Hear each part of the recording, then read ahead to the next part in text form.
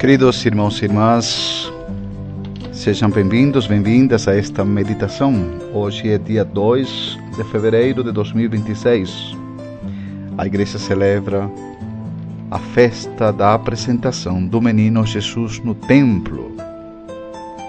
Este dia é conhecido como Dia das Candeias, Nossa Senhora da Candelária. Iniciamos a nossa meditação invocando a Santíssima Trindade. Em nome do Pai, do Filho e do Espírito Santo. Amém. Vinde, Espírito Santo, e enchei os corações dos vossos fiéis, e acendei neles o fogo do vosso amor. Enviai o vosso Espírito, e tudo será criado, e renovareis a face da terra. Oremos. Ó Deus, que instruístes os corações dos vossos fiéis com a luz do Espírito Santo, fazei que apreciemos retamente todas as coisas, segundo o mesmo Espírito, e gozemos sempre da sua consolação. Por Cristo, Senhor nosso. Amém. A continuação, ouviremos o Evangelho da festa de hoje.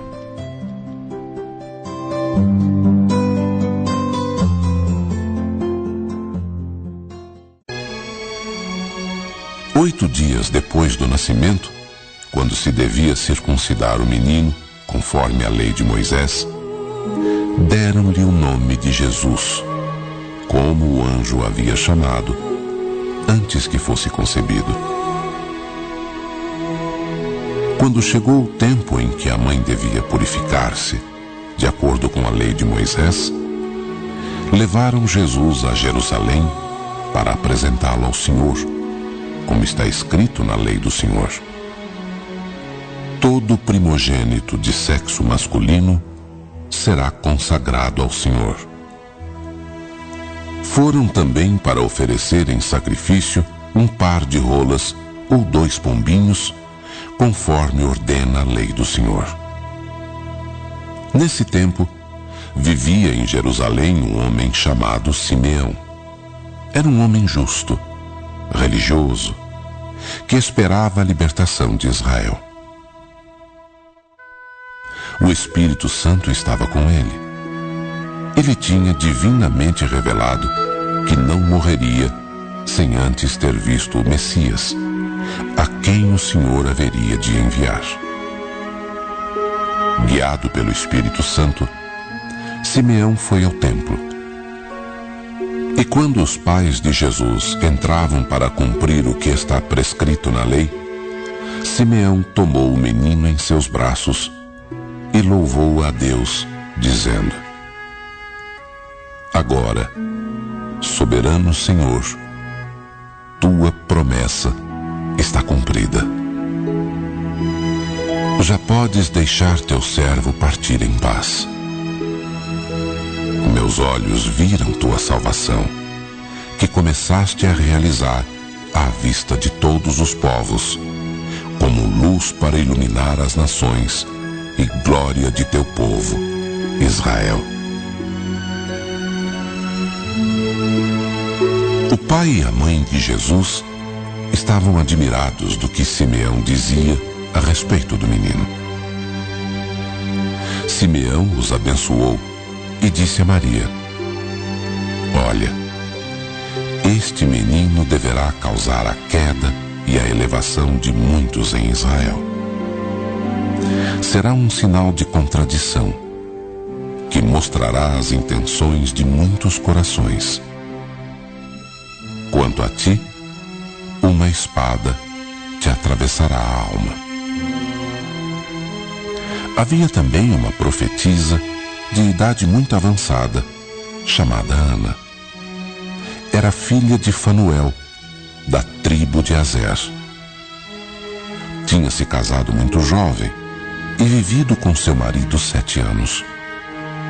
Depois ficou viúva e viveu assim até os 84 anos. Não deixava o templo, servindo a Deus dia e noite, com jejuns e orações. Chegando nesse exato momento, Ana começou a dar graças a Deus e a falar do menino a todos os que esperavam a libertação de Jerusalém. Depois de cumprirem tudo o que era conforme a lei do Senhor, voltaram para a Galiléia, para Nazaré, sua cidade. E o menino ia crescendo, cada vez mais forte e cheio de sabedoria. E o favor de Deus o acompanhava sempre.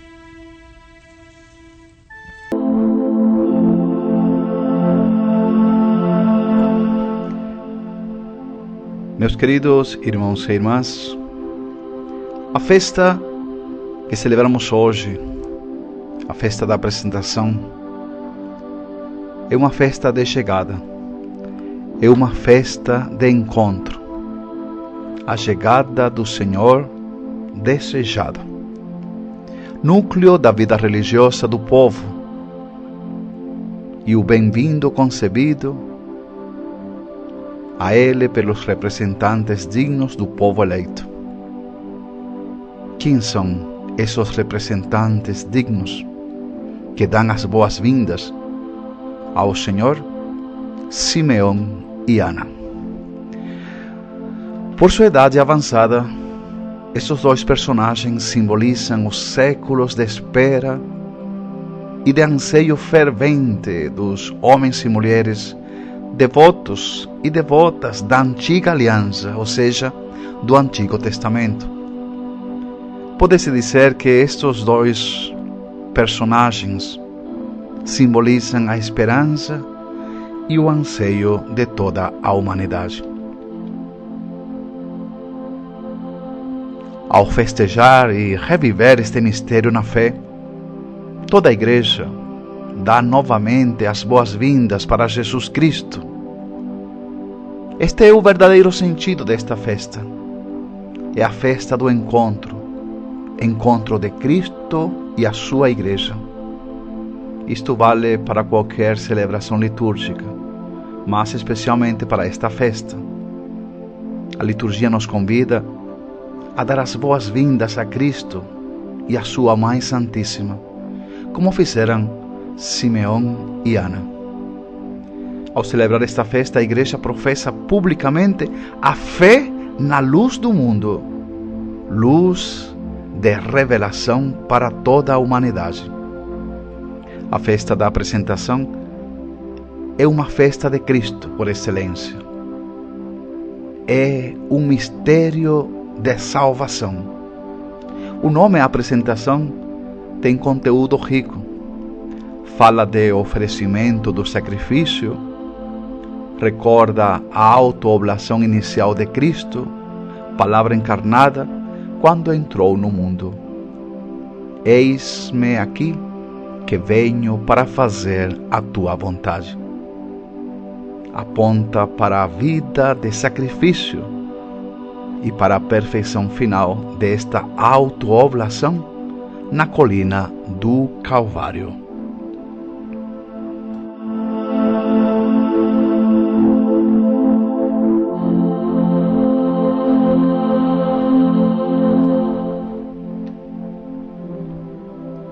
Qual é o papel de Maria e de José nesta apresentação? José e Maria simplesmente cumprem um ritual prescrito, uma formalidade praticada por muitos outros casais. Para Maria, a apresentação é a oferenda de seu filho no templo. E esta oferenda não era um simples gesto ritual. Sem dúvida nenhuma, Maria não estava consciente de todas as implicações, nem da significação profética deste ato. Maria não consegue alcançar todas as consequências de seu fiat na anunciação, mas foi um ato de oferecimento verdadeiro e consciente. Verdadeiramente consciente. Significava que ela oferecia seu filho para a obra da redenção, renunciando a todos seus direitos maternais e a toda a pretensão sobre seu filho. Maria oferecia seu filho à vontade de Deus Pai. São Bernardo, ele comentou que a Santa Virgem ofereceu seu filho e o apresenta ao Senhor como o fruto bendito do seu ventre.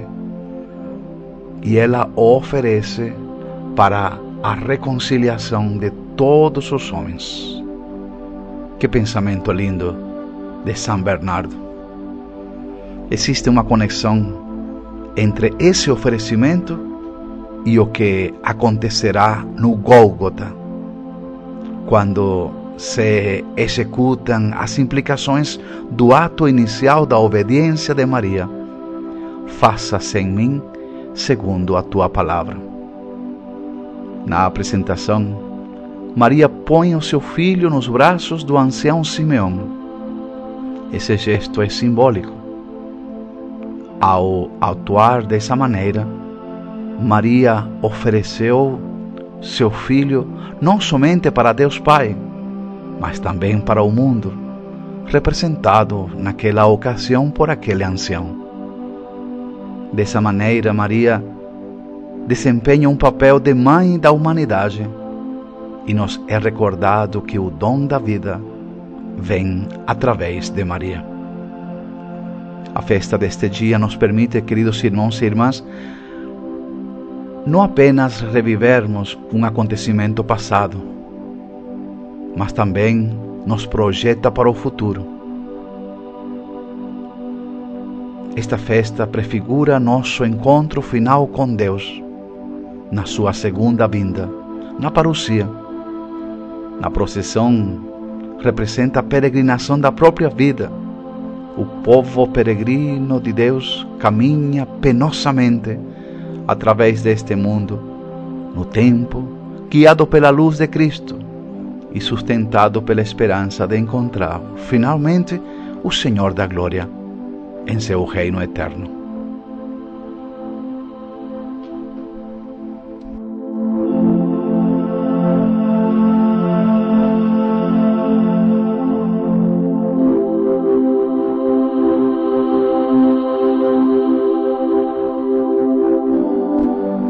O evangelho que nós acabamos de ouvir foi o evangelho de Lucas.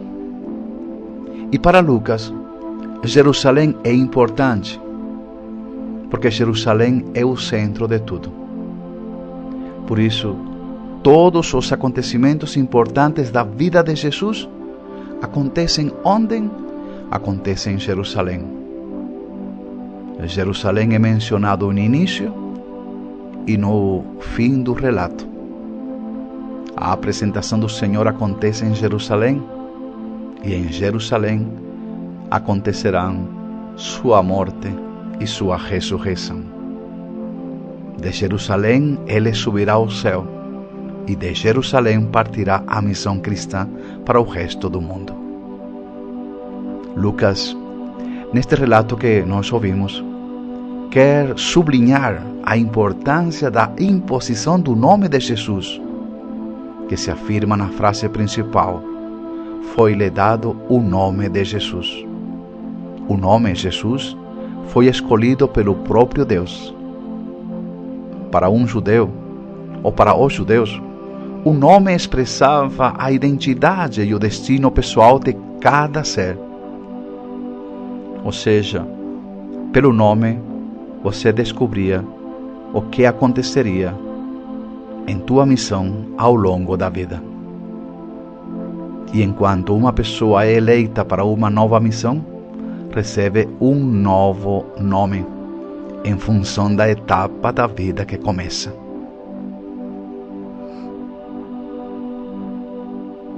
Não há nenhum nome que coincidiu tão perfeitamente com o nome, como no caso de Jesus.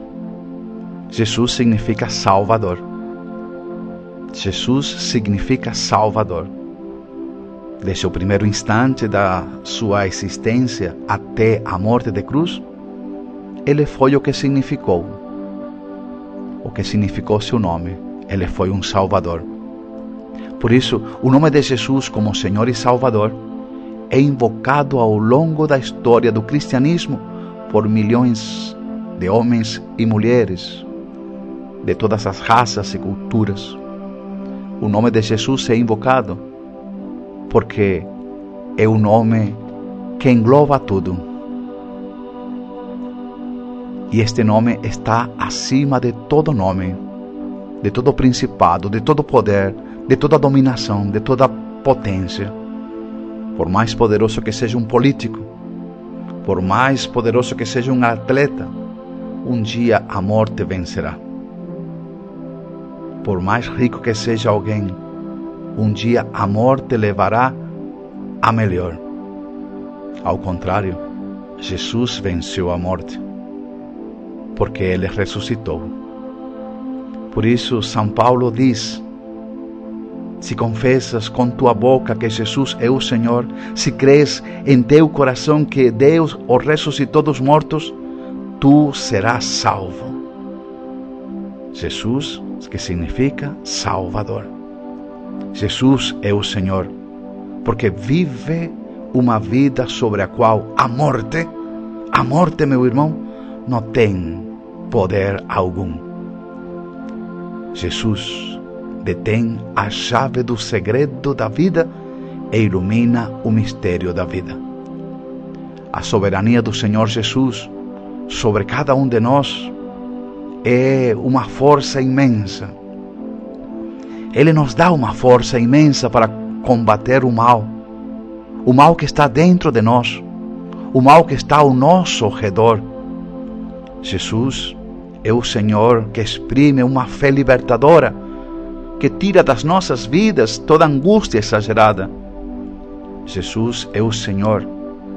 Implica que Ele é o Senhor da nossa vida.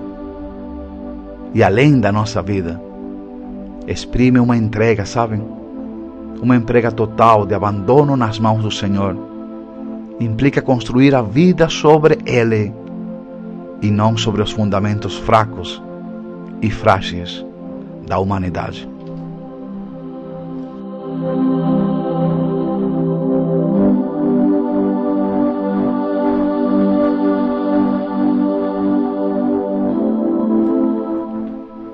Israel tinha murmurado contra Deus na passagem do deserto. Na apresentação do Senhor no templo, Simeão profetiza a nova rebelião de Israel contra Jesus. Essa profecia diz muito. E essa rebelião será relatada no Evangelho da vida pública e da paixão. Como Israel rejeitou a missão de Jesus. Tudo isto resulta também no sofrimento da sua mãe queridíssima Maria. Lucas diz, ao longo da sua obra, que diante de Jesus e de sua missão, uns são a favor, outros são contra. Uns abrem os olhos à luz, outros os fecham. Uns encontram força nele e por isso se levantam, enquanto outros tropeçam e caem por não crer. Isto quer dizer que nenhum pode ficar indiferente diante de Jesus. Ou acreditar em Jesus e será libertado, ou rejeitá-lo, que significa tropeço na caminhada. Jesus e seu Evangelho continuam sendo em todos os tempos e lugares sinal de divisão, sinal de contradição. Perante Jesus e seu Evangelho, ninguém pode ficar indiferente. Ou rejeitar ou aceitar.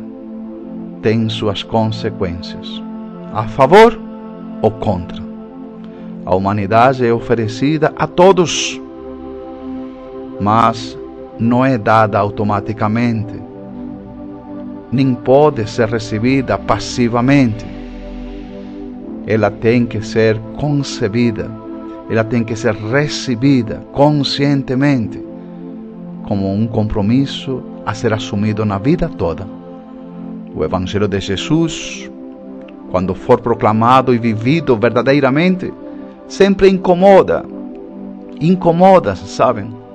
Tanto para quem o prega e vive, como para quem o escuta, pois o Evangelho é uma luz que brilha na escuridão, revela o verdadeiro ser das pessoas e das coisas. Aquele que quer manter uma vida falsa, uma vida dupla, uma vida camuflada, a presença do Evangelho funciona como se fosse um espinho que irrita a carne. Se alguém não tiver medo de ser feliz, a presença incomoda do Evangelho. Será um momento oportuno para a libertação. Para quem vive somente em função do prazer, não tem prazer de viver. O prazer tem que ser fruto de um bom viver. O prazer tem que ser fruto de um bom viver, de um viver bem.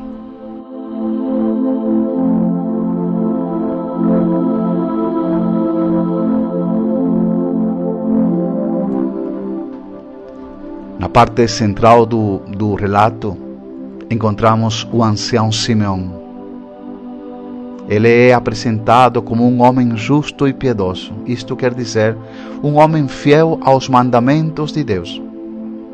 Ele se deixa guiar pelo Espírito Santo e por isso compreende o sentido da existência. Simeão é o símbolo da perseverança. Apesar de ter consciência da sua iminente morte, continua esperando a salvação. Na sua velhice, ele é premiado, e olha que prêmio, pela sua fidelidade e perseverança, pela presença do Messias esperados. Quem diria? Ele é uma pessoa que sabe olhar para frente, para viver melhor o presente. Uma pessoa com experiência sabe olhar para frente para melhor viver o presente.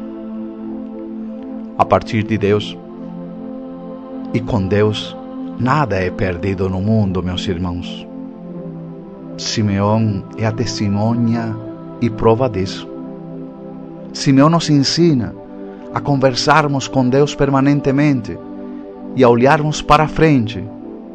Ele nos ensina a olharmos para Jesus, o nosso Salvador, e para olharmos os nossos irmãos ao redor no encontro.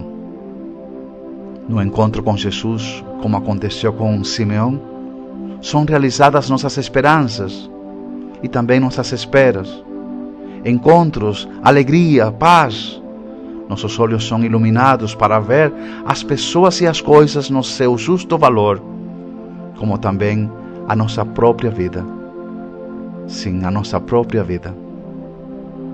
Para que o nosso encontro com Jesus aconteça, nós precisamos deixar-nos guiar pelo Espírito Santo.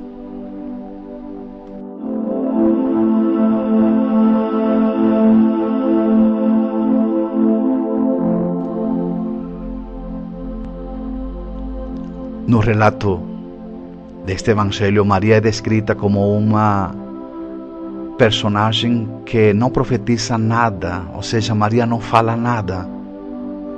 Em outras palavras, Maria está em silêncio total. É bonito isto de Maria, esta característica de Maria, porque é no silêncio que se acolhe na obediência. Maria fez isto. Obediência às profecias sobre o futuro de seu filho, silenciosamente. Maria nos ensina a fazermos o silêncio obrigatório. Sim, silêncio obrigatório no meio das nossas vidas, dos nossos trabalhos, para vermos melhor as coisas, para compreendermos melhor as coisas, os acontecimentos e as pessoas na sua justa perspectiva e no seu justo valor. O silêncio não é a ausência de nada. O silêncio é a vivência de tudo. O silêncio chega, sabem, quando as nossas energias começam a descansar, e nos acolhe quando o nosso ego fica em paz. Quando não sabemos o que é descansar, não sabemos também o que é viver. O nosso ego é o nosso centro de gravidade. O ego é o centro de todos os desejos desenfreados, dos lucros, possessões e domínios. Hoje em dia, há uma dependência exagerada do trabalho. Quando há dependência, não existe liberdade. Quando há dependência, não existe liberdade. Há pessoas que se entregam a tudo, desde que não fiquem no vazio. A vida, sabem, nunca é o que se consegue. A vida não é o que se tem. A vida é o que se é. A vida é o que se é. Não o que se consegue, não o que se tem. Não se pode ignorar que tudo quando se alcança, sabem, se perde. Só o que se é, permanece. O silêncio, por isso, meus queridos, é tão importante, porque ele nos leva a encontrarmos o nosso eixo. As nossas palavras serão boas se brotam do silêncio. E Deus nunca cessa de declamar, mas para escutarmos a sua voz, é preciso criarmos silêncios dentro de nós. É a escuta permanente de Deus, criando silêncio permanente. Essa escuta, meus queridos, exige atenção total, plena. O silêncio é um vazio para fazer tornar presente a plenitude. Mas a plenitude não se torna presente de repente. É preciso tempo, sabem? É preciso tempo. Na semente está a qualidade do fruto. Na semente está a qualidade do fruto. Mas naturalmente é preciso tempo. É preciso tempo. O silêncio é esvaziar-se para receber. Não podemos receber se estamos cheios de coisas. No silêncio, diminuem as defesas e fica-se pronto para receber o que vier. O silêncio, quando se souber aproveitá-lo melhor, ele será frutificante e benéfico para quem o cria e, consequentemente, para os que o cercam.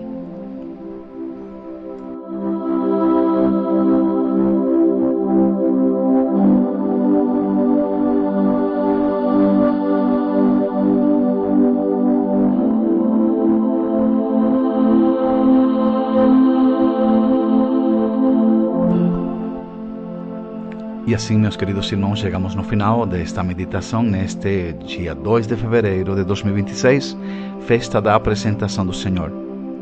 Peçamos que Maria nos ensine sempre a estarmos em sintonia com Deus. Sobretudo, a sermos perseverantes no nosso silêncio interior. Que sejamos como o velho Simeão e a profetisa Ana, essa vontade incansável de ver o Senhor, e nós o veremos. As palavras do velho Simeão serão ditas quando a gente chegue no reino dos céus. Valeu a pena guardar a fé, valeu a pena todo o sacrifício aqui na terra, porque meus olhos contemplam o Salvador. Seja louvado hoje e sempre o nome do nosso Senhor Jesus Cristo, para sempre seja louvado. E que Deus, Jesus, o Espírito Santo, Maria Santíssima, te abençoe em nome do Pai, do Filho e do Espírito Santo. Amém. Viva Nossa Senhora da Candelária. Viva a apresentação do menino Jesus no templo.